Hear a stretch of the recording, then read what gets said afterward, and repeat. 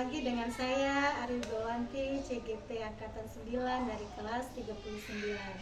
Kali ini saya dibersamai oleh pendamping praktis saya yang bernama Ibu Siti Aisyah Purnamasari SPD.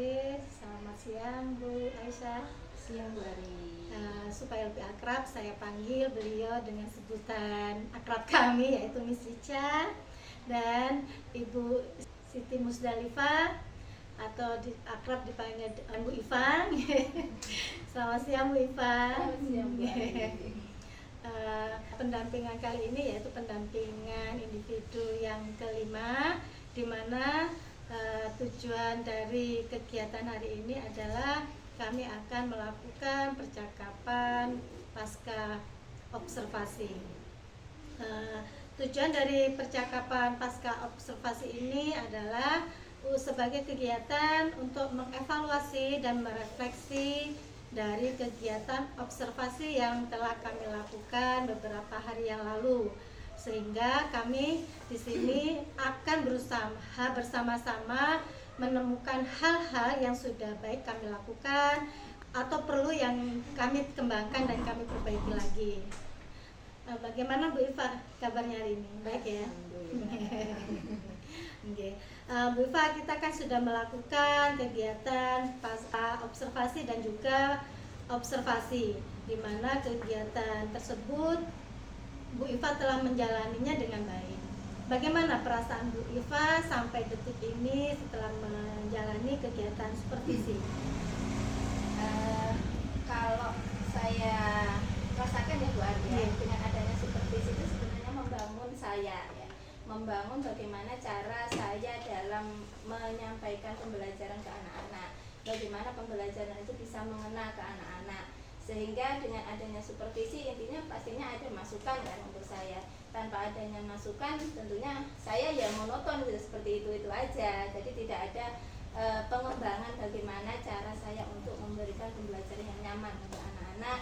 Dan juga anak-anak itu tentunya ketika kita menyampaikan sesuatu yang monoton, mereka juga nggak nyaman ya, apa yang kita sampaikan itu gini-gini aja gitu. Tetapi dengan adanya supervisi seperti ini, saya menjadi lebih lebih terpacu ya, sehingga saya itu bisa mengembangkan bagaimana sih kreativitas saya ketika memberikan pembelajaran ke anak-anak.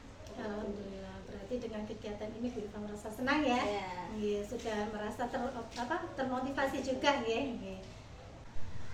Kemudian Bu Iva, dari kegiatan observasi yang telah kita lakukan kemarin, hal-hal apa saja yang menurut Bu Iva itu yang sudah baik yang Bu Iva lakukan saat pembelajaran di kelas kemarin Bu Iva? Hal yang baik ini tentunya dari cara pendekatan ya, terdiferensiasi itu ya, itu sangat membantu saya ketika sebelumnya memang belum saya lakukan ya. Ketika kemarin itu saya lakukan dan sampai sekarang pun saya lakukan, akhirnya anak-anak itu dengan pembelajaran itu lebih mengenal Bu. Mereka itu lebih nyaman ketika pembelajaran itu mereka praktek langsung. Nah, ketika penyampaian materi itu lebih mengenal dengan cara tersebut. Sebelumnya saya menyampaikan cara cuma pemaparan, tanya jawab seperti itu. Tetapi anak-anak tidak langsung praktek sendiri, tapi dengan cara saat ini yang sudah saya terapkan, alhamdulillah anak-anak itu lebih nyaman. Artinya dengan perubahan pola saat pemberian materi, Bu Iva menggunakan berdiferensiasi konten gitu nih Bu Iva. Jadi ada beberapa metode strategi pembelajaran di situ yang Bu Iva lakukan. Jadi anak-anak lebih termotivasi nih. Iya. Lalu kemudian Bu Iva, apakah ada hal-hal yang masih perlu diperbaiki atau ditingkatkan lagi Bu Iva? Ya, ada ya Bu ya, tentang pengembangan sosial emosional anak, bahwa dia masih bagian dari kelompok tersebut ya. Kemarin itu ketika pembelajaran masih ada beberapa anak yang masih merasa dia itu dirinya itu belum masuk dalam kelompok tersebut, jadi masih nyaman dengan dirinya sendiri, sehingga penyampaian aturan atau apa dia itu masih nyaman dengan dirinya, dia gak peduli dengan lingkungan yang lain seperti itu yang memang masih saya kembangkan, masih saat ini masih melakukan pengembangan tentang sosial emosional tersebut. Jadi intinya yang perlu diperbaiki yaitu meningkatkan kompetensi sosial emosional anak itu nggih Bu Iva nggih.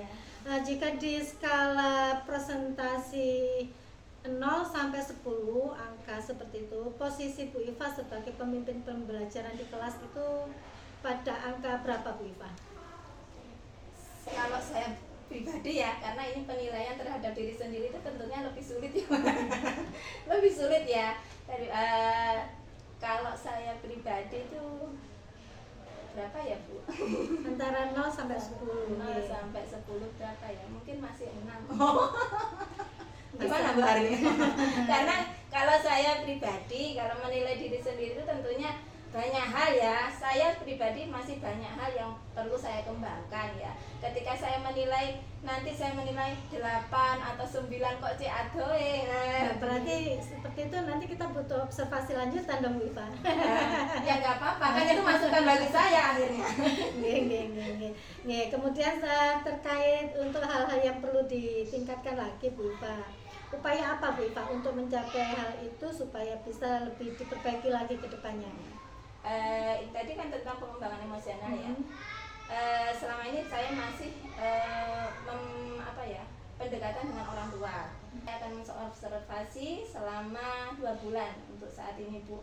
Selama 2 bulan ini, ketika masih ada hal yang memang perlu dikembangkan atau perlu ditingkatkan dengan anak tersebut, saya akan melakukan konseling.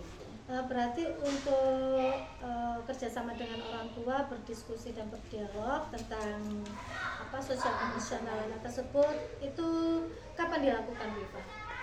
Sudah saya lakukan. Oh, sudah dilakukan. Sudah saya lakukan. Sekarang Masih tahap observasi. seperti apa? Observasi saja dengan orang tua.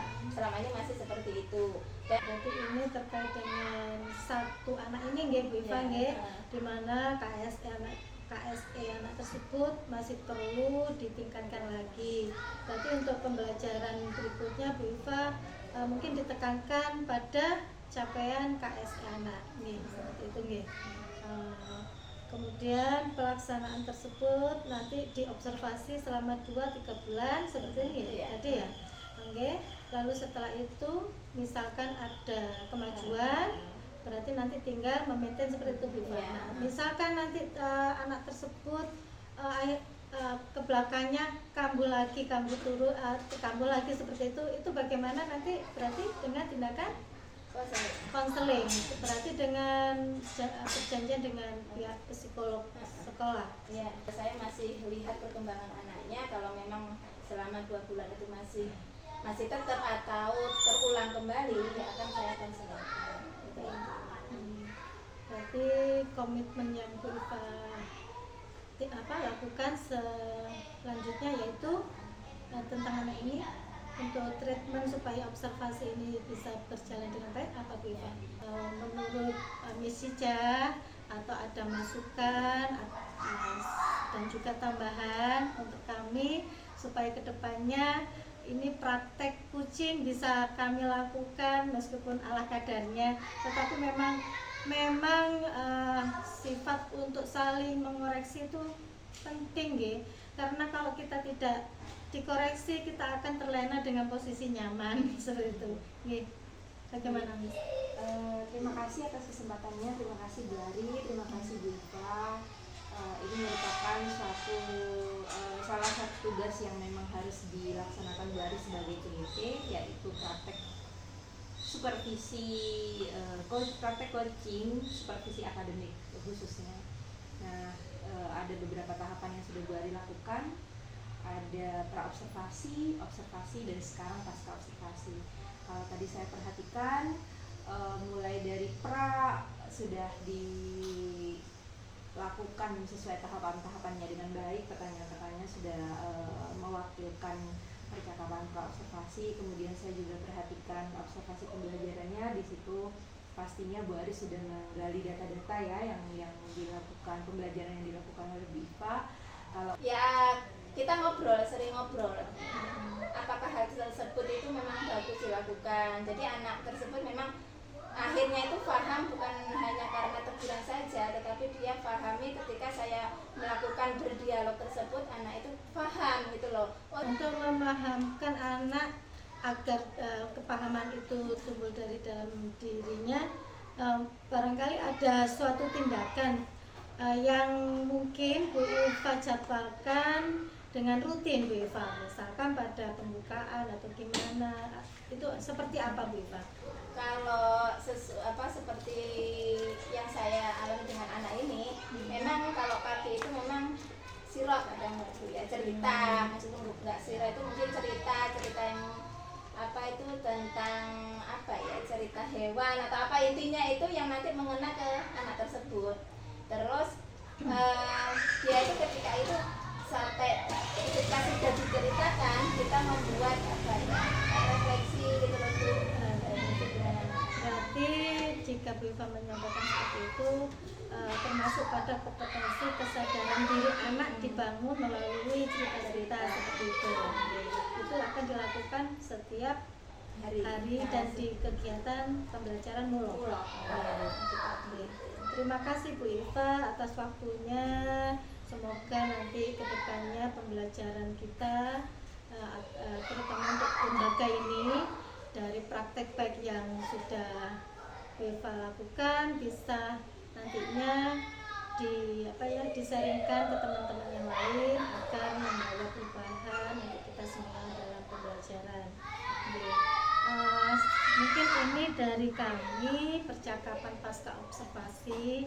Untuk pasca observasi ini tadi saya perhatikan Bu Ari sudah memposisikan diri sebagai coach, di mana posisi coach berbeda dengan mentor dan konselor. Bu Ari sedapat mungkin menggali informasi sebanyak-banyaknya dan solusinya juga dikemukakan sendiri oleh yang bersangkutan, dalam hal ini adalah Bu Iva. Bu Ari sedemikian rupa tadi yang seperti yang saya sampaikan sudah memposisikan diri sebagai coaching sehingga menahan diri untuk tidak memberikan solusi. Itu yang paling sulit dalam proses coaching. Biasanya kalau kita cenderung langsung memberikan solusi, ya ini aja Bu, lakukan ini aja gitu, atau menurut pengalaman saya begini aja gitu. Tapi tadi Bu Ari tidak, Bu Ari tetap menanyakan komitmen, menanyakan hal-hal apa yang dilakukan Bu Iva, dan ini sudah merupakan sesuai dengan pandangan dari coaching kita sendiri. Begitu saja dari saya Bu Ari dan Bu Iva. Terima kasih atas waktunya, terima kasih. Terima kasih sekali ya Bu Iva. Nggih, matur nuwun Miss Cica atas masukan-masukannya di sini, buat referensi bagi saya sendiri yang juga mengembangkan diri dalam potensi sebagai coaching Miss Cica, di mana kemampuan saya perlu ternyata harus ditingkatkan dengan terus menggali potensi-potensi yang kekuatan-kekuatan yang ada pada diri guru yang sedang saya bantu untuk menyelesaikan masalah-masalah yang dihadapi di dalam kelas atau sebagai coaching, ya. Mungkin itu dari kami pada sesi percakapan pasca observasi. Kurang lebihnya saya mohon maaf, semoga video ini bermanfaat untuk teman-teman sejawat yang lainnya. Terima kasih Miss Ica, terima kasih Bu Iva. Wassalamualaikum warahmatullahi wabarakatuh.